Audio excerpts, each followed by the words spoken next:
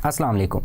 मेराज की रात नबी करीम सल्लल्लाहु अलैहि वआलैहि वसल्लम स्टार्स, प्लैनेट्स और गैलेक्सीज को क्रॉस करते हुए आसमान की तरफ गए। अल्लाह ताला कुरान करीम में फरमाता है कि ज़मीन व आसमान में बसने वाली तमाम चीज़ें मुझे सजदा करती हैं। लेकिन सोचने की बात है कि आसमान में सितारे, सयारे, गैलेक्सीज और ज़मीन पर पहाड़ वगैरह किस तरह अल्लाह करीम को सजदा करते हैं। आज से कई सौ साल पहले ये ख्याल किया जाता था, बल्कि ये माना जाता था कि ज़मीन पूरे यूनिवर्स का सेंटर पॉइंट है। लेकिन 400 साल कबल एक इटालियन साइंटिस्ट ने दो लेंसेज को अलाइन करके ये मुशाहिदात किए कि ज़मीन पूरी दुनिया का सेंटर पॉइंट नहीं बल्कि सूरज दुनिया का सेंटर पॉइंट है। उस वक्त के तमाम चर्चिस को ये बात पसंद ना आई और उन्होंने गलीलो को सज़ा दी कि तुम ये नहीं कह सकते, बल्कि ज़मीन ही जो है वो पूरी दुनिया का सेंटर पॉइंट है, और उसे अपने घर में नज़रबंद कर दिया गया। हालांकि गलीलो ने अपने मुशाहिदात, अपने तजुर्बात और अपनी रिसर्च को जारी रखा और तकरीबन 350 साल के बाद वही चर्चिस के पॉप्स जिन्होंने उसको सज़ा सुनाई थी,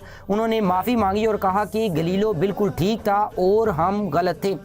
क्योंकि गलीलो ने ये बात बताई थी कि ज़मीन जो है वो सेंटर पॉइंट नहीं बल्कि सूरज पूरी दुनिया का सेंटर पॉइंट है। गलीलो जब ये मुशाहिदात कर रहा था तो उसने देखा कि जब लेंसेज को इकट्ठा करके उसने देखा कि जो जुपिटर और वीनस है वहाँ पर कभी दिन हो जाता है तो कभी रात हो जाती है, और यही हाल तो ज़मीन का ही है। तो उसने ये सोचा और बताया क्योंकि ये सारी चीज़ें सूरज के गिर्द घूमती है, लिहाजा इसलिए सूरज इन सब का सेंटर पॉइंट है, ना कि ज़मीन। इसी तरह जब बाद में रिसर्च हुई तो मालूम हुआ कि सूरज भी कोई ख़ास चीज़ नहीं है, बल्कि ये बहुत सारे स्टार्स की तरह एक सितारा ही है जो मिल्की वे गैलेक्सी का हिस्सा है और मिल्की वे गैलेक्सी के गिर्द घूमता रहता है। इसी तरह बहुत सारी गैलेक्सीज हैं जो इकट्ठी होकर ब्लैक होल के गिर्द घूमती रहती हैं, और ब्लैक होल में क्या क्या मौजूद है, वहाँ पर क्लस्टर मौजूद है, और बहुत सारे क्लस्टर्स को मिलाया जाए तो एक सुपर क्लस्टर बनता है। यानी ये साबित हुआ कि दुनिया की हर चीज़ किसी न किसी चीज़ के गिर्द ज़रूर घूम रही है। लोग जब खाना काबा जाते हैं तो वहाँ पर मक्का का तवाफ़ करते हैं।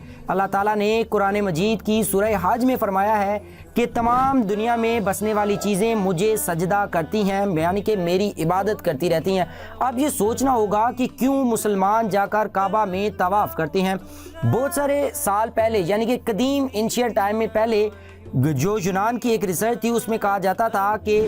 जो भी चीज़ है वो दुनिया में एक एटम से मिलकर बनी है, और एटम के अंदर भी बहुत सारी चीज़ें होती है, यानी कि इलेक्ट्रॉन, प्रोटॉन और न्यूट्रॉन। जो प्रोटॉन और न्यूट्रॉन है वो एटम के सेंटर पॉइंट पर होते हैं, और जो इलेक्ट्रॉन है वो उसके गिर्द रिवॉल्व करता रहता है। यानी कि बिल्कुल उसी तरह जिस तरह ज़मीन सूरज के गिर्द, सूरज गैलेक्सी के गिर्द, गैलेक्सी ब्लैक होल के गिर्द, और इसी तरह का सिस्टम चलता जा रहा है कि हर एक चीज़ जो है वो एक दूसरे के गिर्द रिवॉल्व करती जा रही है। तो इससे मालूम होता है कि जो ज़मीन पर बसने वाले पहाड़ या दूसरी चीज़ें हैं, जानवर हैं या इंसान के चीज़ जितना भी बना हुआ है, उसके अंदर कोई ना कोई एक एटम है, और एटम के अंदर इलेक्ट्रॉन है, तो वो उस तरह किसी न किसी तरीके से रिवॉल्व करता नज़र आता है। तो इससे मालूम हुआ कि जो मुसलमान काबा में जाते हैं हज करने, वो वहाँ पर जाकर उन चीज़ों की तरह इबादत करना शुरू कर देते हैं जो कई अरसे से, बल्कि जब से ये दुनिया बनी है तब से ही रिवॉल्व कर रही हैं। नबी करीम सल्लल्लाहु अलैहि वसल्लम जब अर्श पर गए तो उन्होंने वहाँ पर क्या देखा कि फरिश्ते नमाज नहीं पढ़ रहे थे,